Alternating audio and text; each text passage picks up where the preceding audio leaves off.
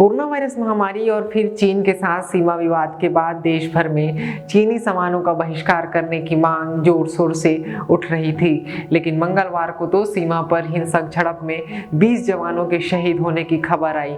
ऐसे में इस चाइना की धोखेबाजी के बाद असली गुस्सा तेजी से बाहर आ रहा है और चीनी सामानों को बहिष्कार करने के लिए लगातार मांग उठ रही है। लेकिन बड़ा सवाल ये है कि क्या हम चीनी उत्पादों को इतनी आसानी से छोड़ सकते हैं? अगर आंकड़ों पर नजर डालें तो भारतीय बाजार पूरी तरीके से चीनी सामानों से भरा हुआ है। नमस्ते, मेरा नाम आदित्य है, द रूरल पेज.in देख रहे हैं। अब सिलसिलेवार तरीके से समझते हैं कि कैसे बाजार के अलग अलग सेगमेंट में चीनी उत्पादों ने अपना कब्जा करके रखा हुआ है। तो सबसे पहला सेगमेंट है स्मार्टफोन का सेगमेंट।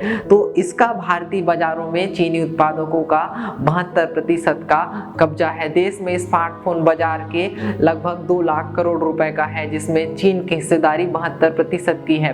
चीनी स्मार्टफोन से निजात पाना बेहद मुश्किल है क्योंकि इसका दबदबा प्राइम सेगमेंट में है और R&D भी इसकी काफी ज्यादा है। दूसरा सेगमेंट है दूरसंचार उपकरणों का। तो इसका चीनी उत्पादकों का भारतीय बाजार में 25% का दबदबा है।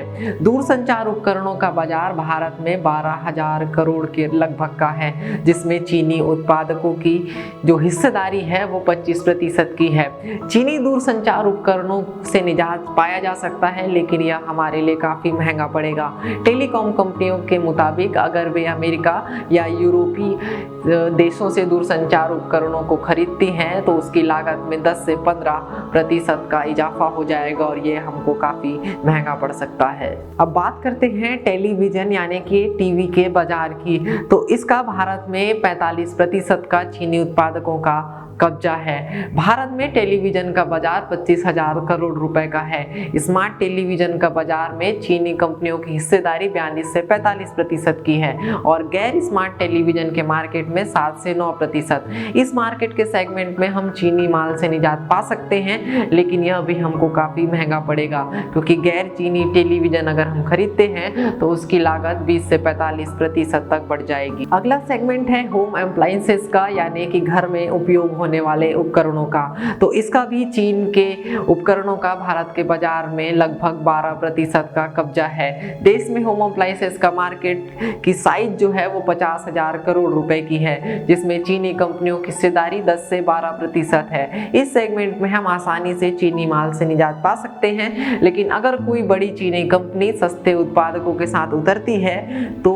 उसे भी हराना काफी मुश्किल हो सकता है। अगला सेगमेंट है इंटरनेट ऐप का, जो हमारे और आपके दिल के काफी करीब है। तो चीनी ऐप के दीवाने भारतीय यूजर देश में 45 करोड़ स्मार्टफोन यूजर्स हैं, जिसमें 66% लोग कम से कम एक चीनी ऐप का इस्तेमाल तो करते ही हैं। इस सेगमेंट में चीनी ऐप से निजात पाना आसान है, लेकिन भारतीय यूजर्स को टिकटॉक जैसे ऐप का मोह त्यागना होगा, इसके विकल्प ढूंढने होंगे, लेकिन अब तक भारत इसमें असफल ही रहा है।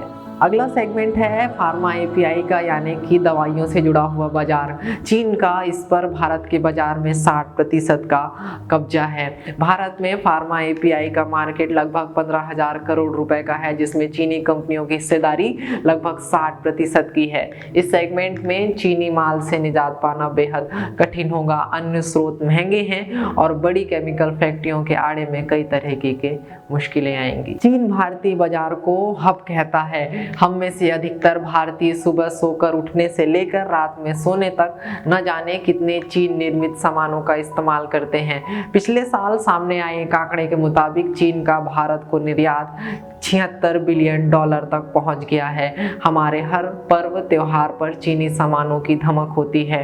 होली पर रंग और पिचकारी से लेकर दिवाली में लक्ष्मी गणेश की मूर्ति तक या फिर सजावटी झालरों तक सब कुछ चीन से ही आता है। भारतीय बाजार और उपभोक्ता चीन पर काफी हद तक आश्रित हो गए हैं। बहुत सारे प्रोडक्ट तो ऐसे हैं जो भारतीय कंपनियों के महंगे हैं और चीनी कंपनियों के सस्ते हैं। कहना मुश्किल होगा कि आने वाले समय में हम पूरी तरीके से चीनी प्रोडक्ट्स का बायकॉट कर देंगे, लेकिन हम तो ये कहेंगे कि हमें इसके विकल्प ढूंढने चाहिए। अगर आपको हमारा वीडियो पसंद आया तो हमारे चैनल को सब्सक्राइब करें, बेल आइकन को दबाएं ताकि आने वाले वीडियोस की नोटिफिकेशन मिलती रहे।